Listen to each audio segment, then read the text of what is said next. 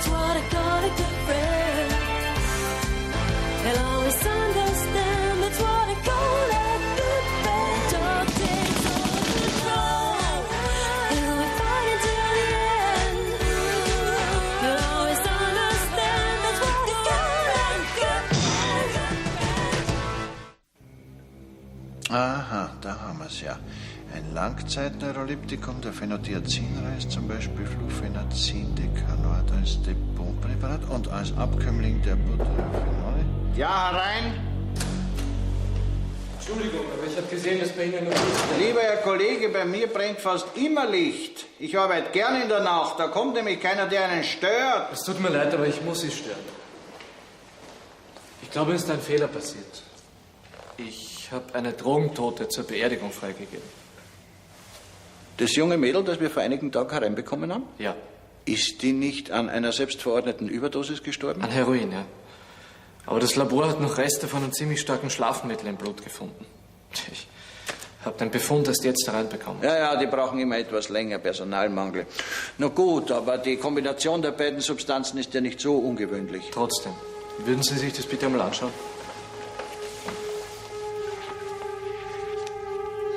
Hui, das ist eine extrem hohe Dosis Schlafmittel. Da hätte sie ja die Überdosis Heroin gar nicht gebraucht. Ja, eben. Das Mädchen war wahrscheinlich schon längst im Schlafmittelkoma, wie sie die Überdosis genommen haben soll. Dann ist es vermutlich doch Fremdverschulden.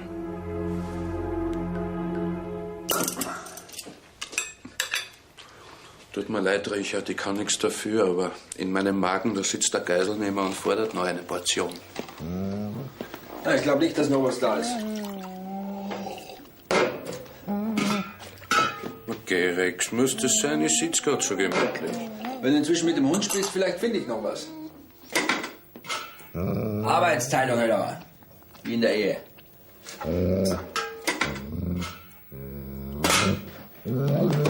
Ja, ist gut, Rex. Ich wusste, dass ich das Essen da abarbeiten muss. Schaut ja nicht, ein bisschen Bewegung. Ja, Moser? Leo, weißt du eigentlich, wie spät es ist? Weißt du nicht. Das denke ich mir. Was? Verdammt. Nein, nicht du. Aha, du willst Ball spielen. Na gut, machen wir ein Match, aber du gehst ins Tor. Wie stellst du dir das vor, Leo? Das wird nicht einfach sein. Ach, der Höllerer und der Hund ruinieren mir gerade die Wohnung. Also ich kümmere mich darum. Ich hab's ja gewusst. Na, ihr seid's mir nicht mehr wurscht. Hättet euch nicht was anderes einfallen lassen können. Geh, du willst ja nur vom Nachttisch ablenken. Ja, der Graf hat angerufen. Ein Kollege von ihm hat ein totes Mädchen zur Bestattung freigegeben und jetzt ist er draufgekommen, dass vielleicht doch Fremdverschulden vorliegt. Ja, wann ist die Beerdigung? Ja, eben, morgen früh. Das ist eine Feuerbestattung, wir müssen uns beeilen.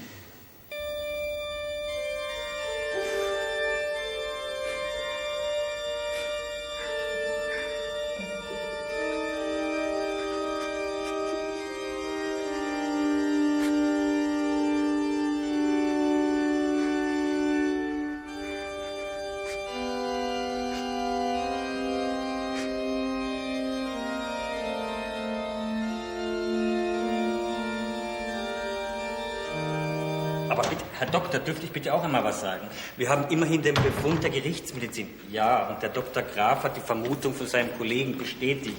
Ich weiß, dass eine zweite Obduktion für die Familie sehr schwierig ist. Aber hören Sie mal, wenn die Tote eingeäschert wird, dann sind damit auch die Spuren... Wieder schauen.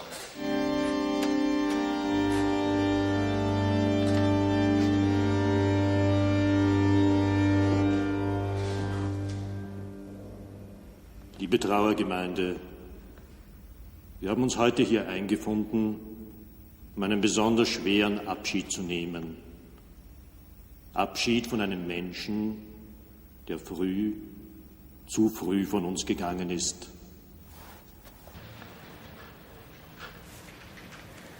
Wenn der Staatsanwalt nicht bald anruft, können wir die Sache vergessen. Ja, wovon hängt denn seine Entscheidung noch ab? Keine Ahnung, er sucht angeblich nach irgendeinem Präzedenzfall für das Verhindern der Einäscherung, damit er rechtlich irgendwie gedeckt ist. Danke. Alle Achtung, ne? Die Spezialausbildung bei uns hat sich ausgezahlt, was? Nein. Du hast deine Wurstsemmel schon gehabt, aber du darfst die vom Richard auf seinen Schreibtisch legen.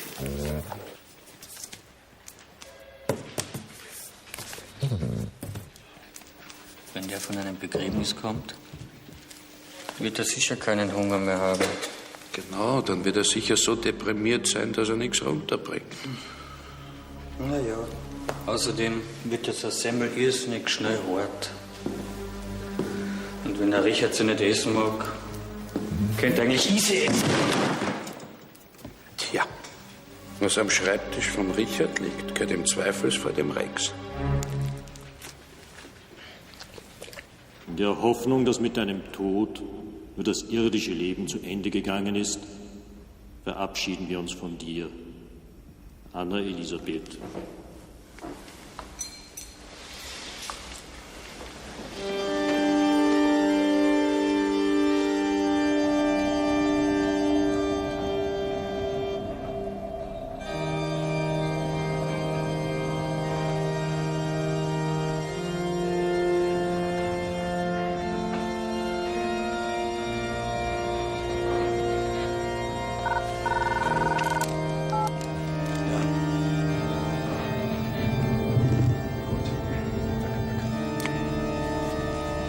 Entschuldigen Sie, mein Name ist Moser, Kriminalpolizei.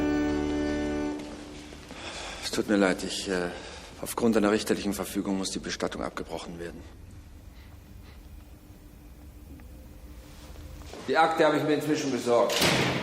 In Ihrer Wohnung die üblichen Drogenutensilien, Spritze, Löffel, Zitrussaft und so weiter. Sogar Reste von Heroin haben wir gefunden. Ja, aber mein junger Kollege hat schon recht gehabt. Sie hat sich die Spritze nicht selber gesetzt. Komm, schau dir das einmal an. Das sind ja mehrere Einstiche. Die sind allerdings alle gleich alt, das heißt gleichzeitig gesetzt worden. Und auch sonst gibt es keinerlei Hinweis darauf, dass das Mädchen drogensüchtig war. Wie verhärtete Nervenstränge, vergrößerte Milz oder chronische Hepatitis. Ja, meinst du, ist sie ermordet worden? Da war niemand von der Spurensicherung dort. Die Kollegen haben geglaubt, dass es sich um eine der üblichen Drogentoten handelt. Was willst du jetzt machen? Wir müssen noch mal in die Wohnung. Ja, was schaust du mich an? Du bist doch der Spürhund. Die Anna Foldin hat 2 Jahre hier gelebt und gearbeitet. Die Familie ist sehr nobel, Vater Staatsanwalt, Mutter Lehrerin. Hier hat einer fein säuberlich aufgeräumt. Was hat sie denn hier gearbeitet? Nur die übliche Gartenarbeit eben. Der Hund schlägt auch nicht an. Keine Spur vom Rauschgift. Staatsanwalt. Das Mädchen hätte doch alle Möglichkeiten gehabt. Warum arbeitet ihr und lebt so? Ich habe mit dem Obergärtner da geredet. Der meint, sie hätte eine gute Hand für Pflanzen gehabt. Pflanzen. Die Gärtnerei liegt aber auch so einsam. Kein Kino, kein Lokal, nichts. Sag mal, würdest du als junger Mensch so leben wollen, Böck? Eigentlich nicht.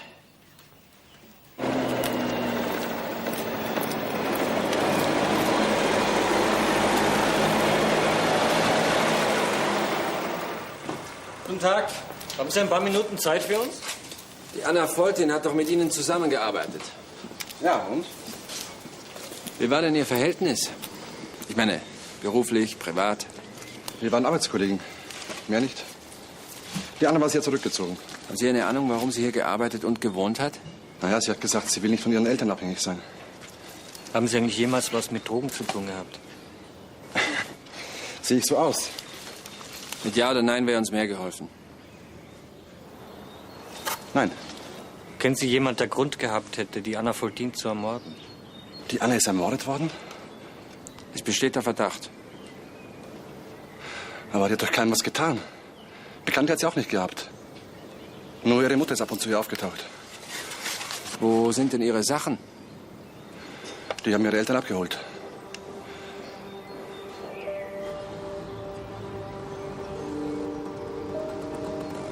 Sind das alle Sachen, die Sie aus der Gärtnerei bekommen haben? Diese Filme würde ich auch gern mitnehmen. Oder gibt's noch andere Sachen? Das ist alles. Ihre Kleider hat meine Frau natürlich schon weggeräumt. Oder möchten Sie die vielleicht auch noch sehen? Nein, ich glaube nicht, dass ich da noch was finden kann. Wir haben einen Arbeitskollegen Ihrer Tochter befragt. Ausführlich. einen gewissen Peter Thaler. Meine Frau hat mir erzählt, dass dieser Thaler hinter Anna her war. Er war nicht hinter ihr her, er hat sie verehrt. Auf jeden Fall war ihr das unangenehm. Würde sie gern behalten. Sie sollten sich diesen Thaler ganz genau anschauen. Mach ich. Sie müssen verstehen, dass mir daran liegt, dass der Mörder meiner Tochter gefunden wird. Ja, mir liegt auch viel daran. Wir wissen noch gar nicht, warum sie ermordet wurde. Möglicherweise hatte sie Kontakte zur Drogenszene. Da gibt es bis jetzt noch keinen Hinweis. Sie hat überhaupt wenig Kontakte gehabt. Außer zu Ihnen, Frau Foltin. Ja. Ja, ich habe sie oft besucht. Mit mir hatte sie weniger Kontakt als mit meiner Frau. Ich war ihrer Meinung nach zu autoritär. War das der Grund, warum Ihre Tochter ausgerechnet in dieser abgeschiedenen Gärtnerei gearbeitet hat? Ich nehme an, aus Protest gegen uns. Sie wollte eben anders leben als wir. So in Richtung alternativ. Sie liebte Blumen und Pflanzen und sie wollte allein leben. Ich sagte Ihnen ja schon, sie wollte alles anders machen als meine Frau und ich. Sieht ganz so aus. Ja, und halten Sie mich bitte auf dem Laufenden über den aktuellen Stand der Ermittlungen. Ich bin jederzeit im Ministerium erreichbar. Gibt's außer Ihnen beiden noch irgendeine Vertrauensperson? Zum Beispiel ein Lehrer oder ein Arzt? Nicht, dass ich wüsste. Gut. Sobald wir was Neues wissen, verständigen wir Sie. Vielen Dank für Ihre Hilfe.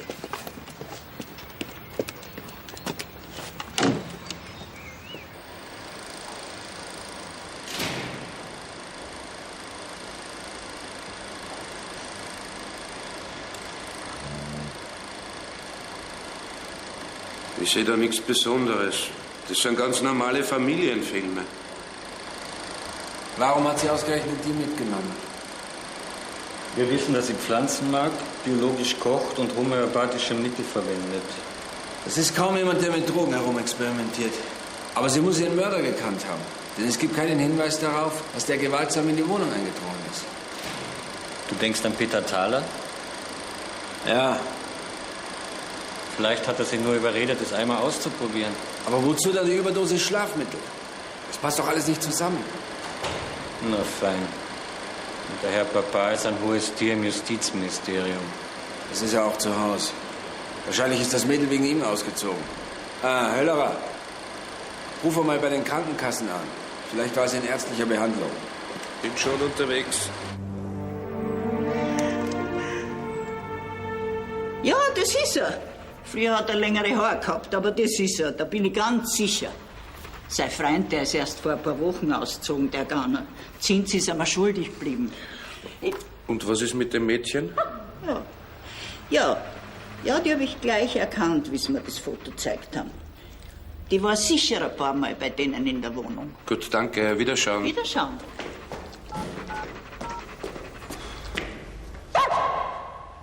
Wiederschauen. Wiederschauen. Ja, servus, Richard.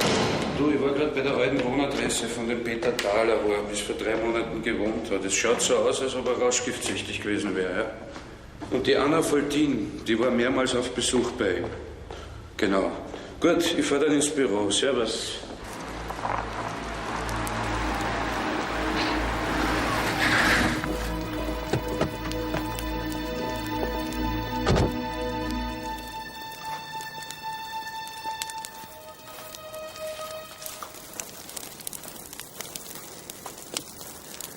Warum haben Sie uns angelogen? Anna Foltin war doch bei Ihnen in der Wohnung. Und sie hat Ihnen so gut gefallen, dass Sie ihr Drogen gegeben haben, hä? Das stimmt, ich war an der Anna interessiert, aber warum sollte ich ihr Drogen geben? Wieso? Sie sind doch süchtig. Moment mal, ich war süchtig, ja? Aber ich habe Entzug gemacht und ich bin sauber. Wenn Sie wollen, fragen Sie meinen Arzt. Das werden wir. Die Anna Foltin stirbt an einer Überdosis Heroin. Sie sind ein Ex-Junkie. Das schaut leider nicht gut aus für Sie, Herr Thaler. Leider nicht. Ich habe mit all dem nichts zu tun. Gut. Halten Sie sich zur Verfügung.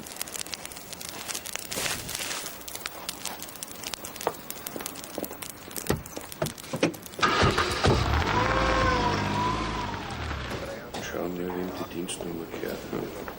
Das kann man schon hast du der Stoffmann hat gekriegt? Aha. Übrigens, Richard, du hast recht gehabt. Die Anna Foltin war in psychiatrischer Behandlung. Fast ein Dreivierteljahr. Dreivierteljahr? Ja, bei einem gewissen Dr. Franz Wallner. Aha. Danke.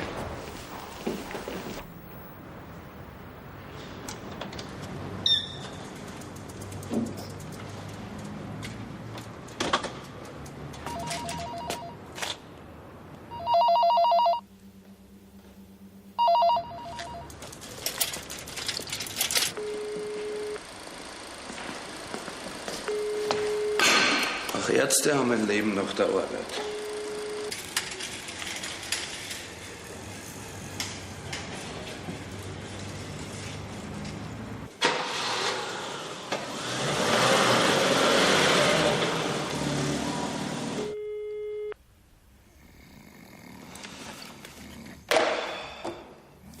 Unter seiner Privatnummer ist auch nicht zu erreichen. Höller! Schluss jetzt. Gehen wir nach Hause.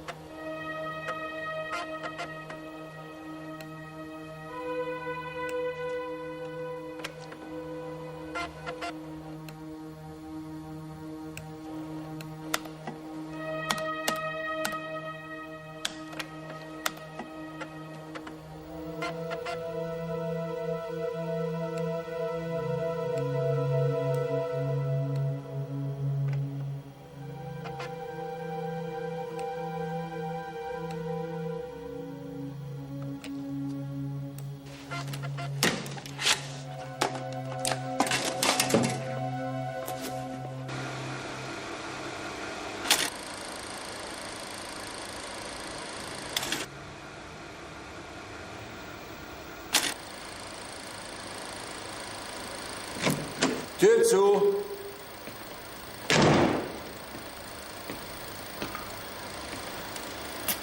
Herr Höller, geh mal aus dem Bild. Also komm, Richard, jetzt mach einmal eine Pause. Da, trink einen Kaffee. Danke. Irgendwas ist merkwürdig bei dem Film. Ich weiß nicht, komm nicht dahinter was. Also ich hab das jetzt auch schon mindestens 10-mal gesehen. Da ist nichts Besonderes.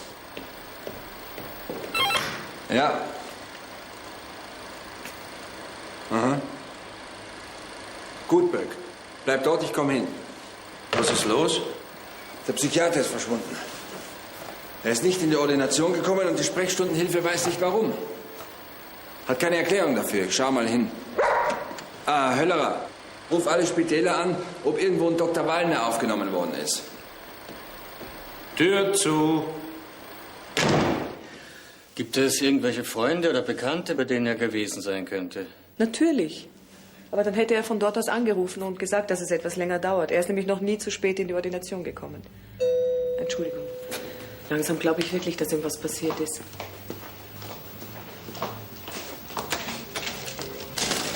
Moser, ich gehöre auch zur Polizei. Was ist los? Genau, das wissen wir nicht. Die Kollegen führen noch die Ermittlungen durch. Wann genau haben Sie den Dr. Wallner zuletzt gesehen? Gestern Abend. Rex, lass den Ton. Ich bin so etwa gegen 19 Uhr gegangen. Er bleibt meistens noch etwas länger hier. Erinnern Sie sich an eine gewisse Anna Foltin? Die muss mehrmals hier gewesen sein. Ja, ein hübsches, sehr ruhiges junges Mädchen. Sie ist ermordet worden. Was? Die Anna ist tot? Das ist ja schrecklich. Aber wie kommen Sie auf die Idee, dass das... Das ist nur eine Vermutung. Könnten wir uns die Krankengeschichte ansehen? Nein, das tut mir leid, aber ohne die Genehmigung von Dr. Wallner ist das unmöglich. Hören Sie, wenn es einen Zusammenhang zwischen den beiden Fällen gibt, haben wir vielleicht eine größere Chance, Dr. Wallner zu finden. Ja, wissen Sie, was Sie da von mir verlangen? Wir kriegen sicher eine richterliche Genehmigung. Aber die kostet Zeit.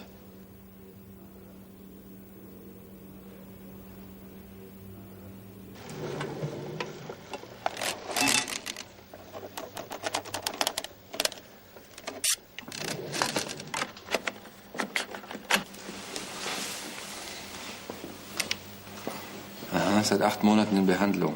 Kontaktscheu und sich zurückgezogen. Er lässt keine engeren Bindungen zu, psychosomatische Hautkrankheiten. Ja? Ja, natürlich. Vorerst Gesprächstherapie. Danke, Höllerer. Wir fahren hin.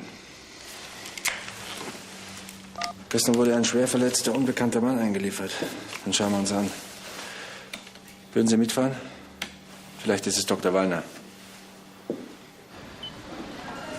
Ich kann wirklich nicht erkennen, ob das der Herr Doktor ist. Näher kommen wir nicht dran. Richard! Entschuldigung, der Arzt sagt, dass er ohnehin nicht ansprechbar ist, aber ich habe die Jacke mitgenommen. Kennen Sie die Jacke? Ja. Das ist seine Jacke, ja. Die hat er gestern Abend angehabt. Ich glaube, den Taler schauen wir uns noch mal an.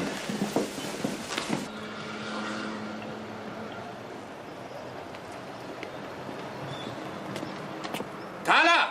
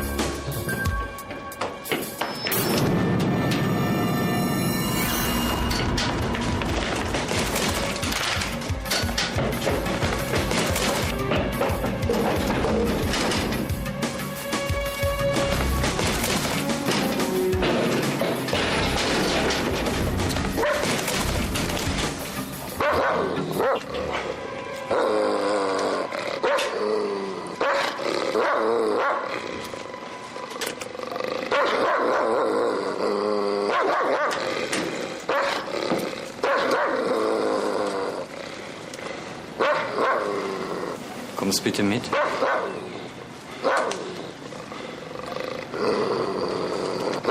Wo waren Sie gestern gegen 20 Uhr, Herr Thaler? Zu Hause, ich habe ferngesehen. Oh, gibt es Zeugen dafür? Nein, ich wohne alleine. Anna Foltin war seit längerer Zeit in ärztlicher Behandlung. Der Arzt ist gestern von einem Unbekannten überfahren worden. Ja, es ist tragisch, aber es geht mich nichts an. Ja? Gut, Höllerer, ich komme hin. Ich muss sofort in die Klinik. Nimm du mit ins Büro.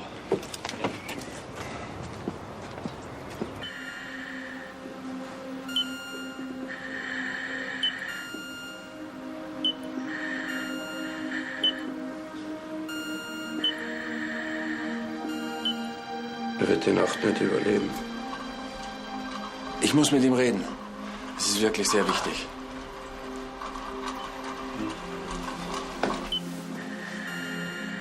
Ich bin von der Polizei.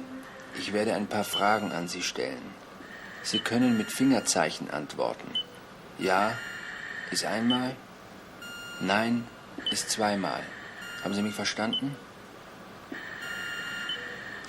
Gut. Haben Sie gesehen, wer Sie angefahren hat?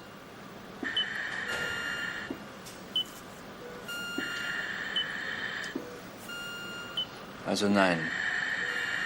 Anna Foltin war bei Ihnen in Behandlung. War sie drogenabhängig?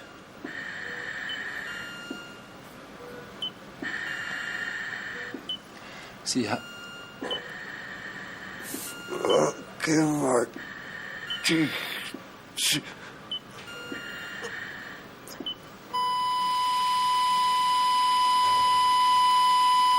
Die Anna ist vergewaltigt worden. Von wem? Also ich denke von Ihnen. Sie haben sie angefixt und Sie haben Heroin erwischt, das zu wenig gestreckt war. Ich habe Ihnen schon einmal gesagt, ich hätte Anna niemals Drogen gegeben. Wissen Sie, was mich beunruhigt? Die Foltin ist tot, der Psychiater ist tot und Sie haben in beiden Fällen ein Motiv, aber kein Alibi. Ich habe die Anna geliebt. Ich hätte niemals was angetan. Ich war es nicht, so glauben Sie mir doch. Ja, warum sollte ich denn?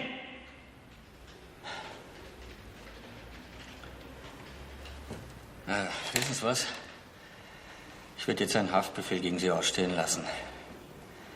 Wegen Verdacht des Mordes in 2 Fällen und wegen Fluchtgefahr.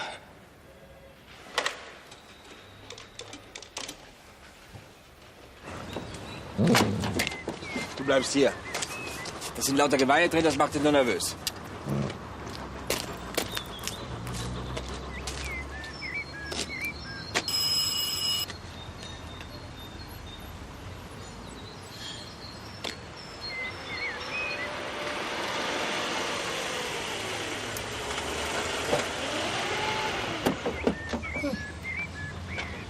Ah, Herr Moser.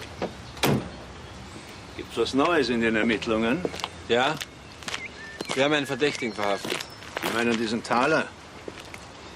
Wenn er gestanden hat, was kann ich dann noch für Sie tun? Wir sagen, dass er gestanden hat. Ihre Tochter war doch in ärztlicher Behandlung. Ich wollte mit Ihrer Frau reden. Vielleicht weiß die mehr darüber. Das ist leider nicht möglich. Es geht ihr gesundheitlich gar nicht gut. Die Aufregung der letzten Zeit war einfach zu viel für Sie. Und es gibt nichts, das Sie nicht auch mit mir besprechen könnten. Ja, vielleicht hat Ihre Tochter ihr was anvertraut, was wir gegen Thaler verwenden können. Ich habe Ihnen schon gesagt, dass es nicht geht.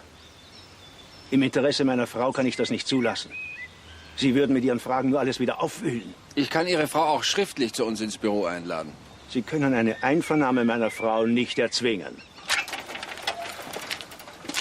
Ich kann Ihnen jederzeit eine ärztliche Stellungnahme geben, dass sie aus gesundheitlichen Gründen nicht einvernommen werden kann. Sie wollen doch selber, dass der Mörder Ihrer Tochter verurteilt wird. Bis jetzt haben wir nur Indizien gegen ihn. Dann finden Sie gefälligst Beweise. Aber nicht um den Preis, dass meine Frau darunter leidet. Beweise kann man nur finden, wenn man nicht bei der Arbeit behindert wird. Es ist besser, Sie gehen jetzt. Und im Übrigen werde ich mich über Sie beschweren. Tun Sie, was Sie wollen, das ist Ihre Sache. Meine Sache ist, dass ich 2 Mordfälle aufzuklären habe.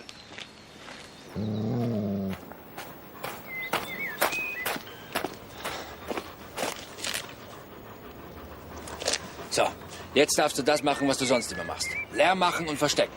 Verstehst du? Also, dein Lieblingsspiel. Lärm machen und verstecken. Na komm.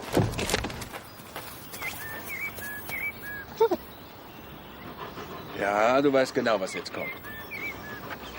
Nützt dir nichts. Los jetzt. Na komm.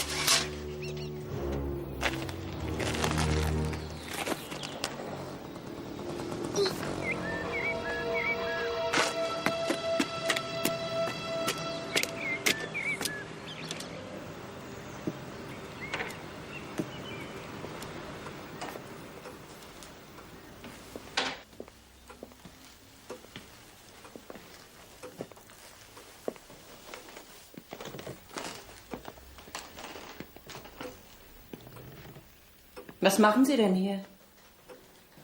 Entschuldigen Sie, ich muss mit Ihnen reden. Ihre Tochter war in psychiatrischer Behandlung. Haben Sie das gewusst?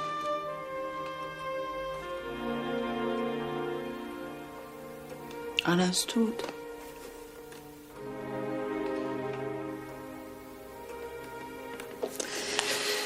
Was gibt's da noch zu reden?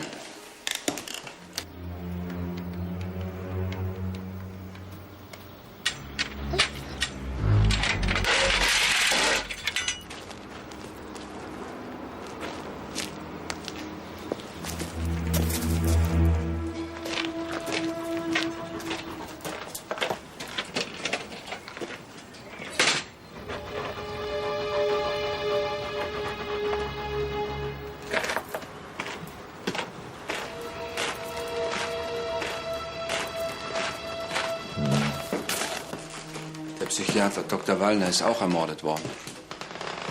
Genau wie Ihre Tochter.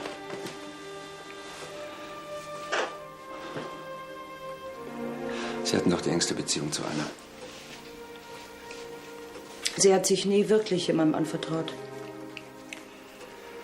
Sie sind die Einzige, die uns helfen kann. Wenn es dieser Peter Thaler war, dann... Wir haben nicht genügend Beweise gegen ihn. Ich kann Ihnen nicht helfen.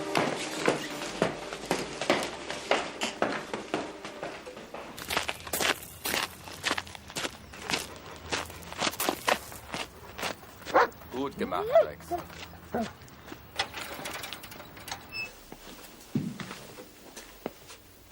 Was wollte der Moser von dir? Nichts.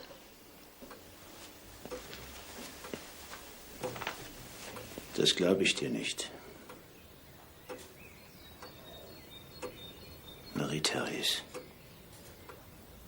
denk doch auch an uns. Das hat doch keinen Sinn. Wir werden das gemeinsam durchstehen.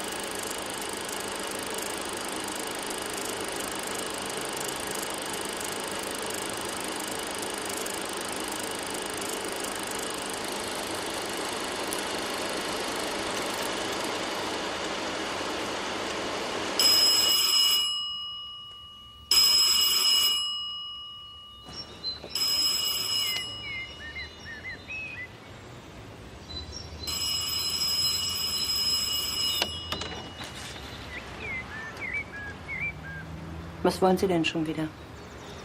Frau Foltin, Ihre Tochter ist vergewaltigt worden.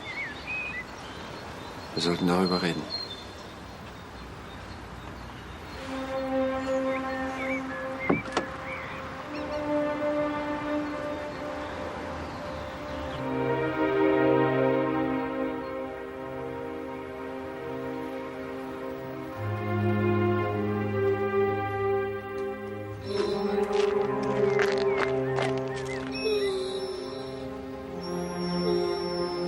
Du hast schon recht. Aber nicht jetzt. Hm?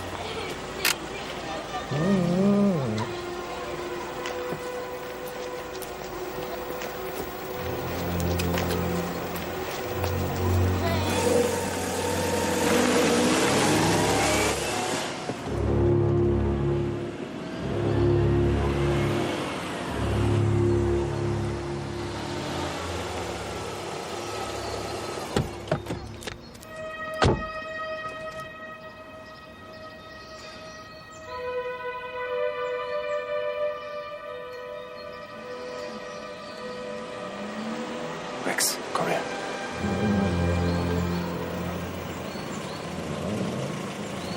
Geh zu ihr.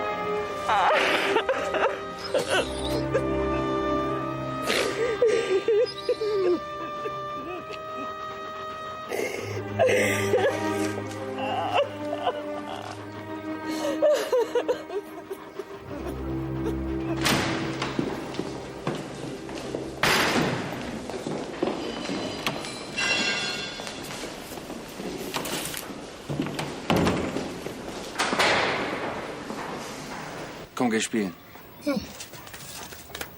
Ich habe den Film von der Anna immer und immer wieder angesehen. Und da ist mir was aufgefallen. An der Stelle, an der ihr Mann den kleinen Hund streicheln will, da hat sie das verhindert.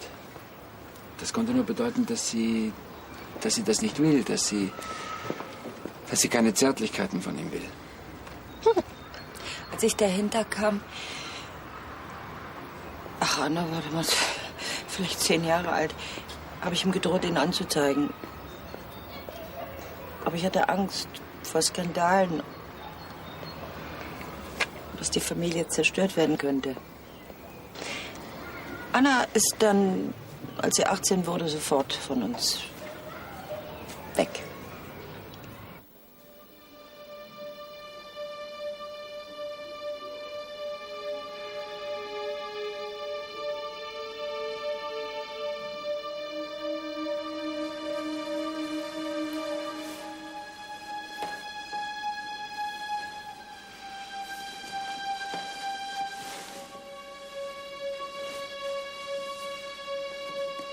Ich habe geahnt, dass mein Mann meine Tochter getötet hat. Aber ich wollte es einfach nicht wahrhaben. Meine Tochter wollte nämlich in einer Fernsehsendung mitwirken zu dem Thema missbrauchte Kinder. Und die Leute haben dann bei uns zu Hause angerufen, weil es in der Gärtnerei kein Telefon gab. Und mein Mann war am Telefon. Haben Sie den Dr. Wallner auch gekannt? Nein, aber nach ihrem Tod haben wir ihre Sachen... Und dann haben wir einen Kalender gefunden, wo sie die Termine mit dem Doktor eben eingetragen hatte. Aber ich habe doch wirklich niemals geglaubt, dass er auch den Doktor...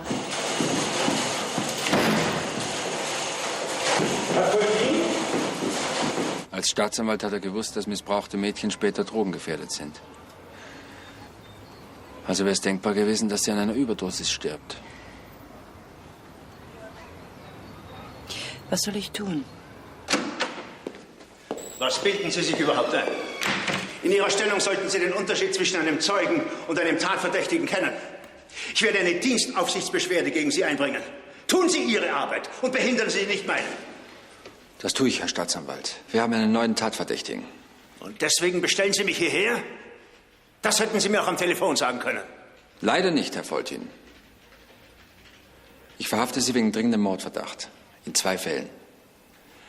Was haben Sie gegen mich vorzubringen?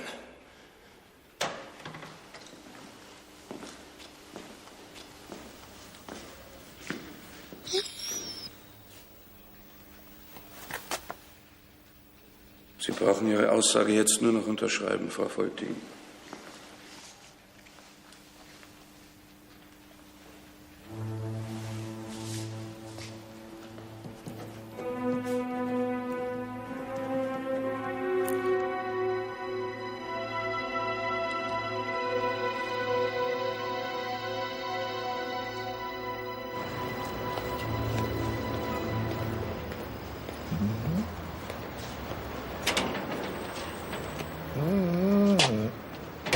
Oh nein, nicht schon wieder. Es tut uns leid, aber Sie wissen ja, wie das ist. Der Böck möchte sich gern bei Ihnen entschuldigen. Ja, mir tut sehr leid. Aber zeitweilig hat es so ausgeschaut, als ob Sie es gewesen wären. Ist ja gut. Wenigstens weiß ich jetzt, wer die Anna umgebracht hat. Ihr eigener Vater. Ja. Sollen wir Sie mitnehmen? Nee, danke, ich gehe lieber zu Fuß. Wiedersehen. Lieber nicht. Ich habe überhaupt nichts gemacht von dir. Der wäre jetzt jetzt nicht da.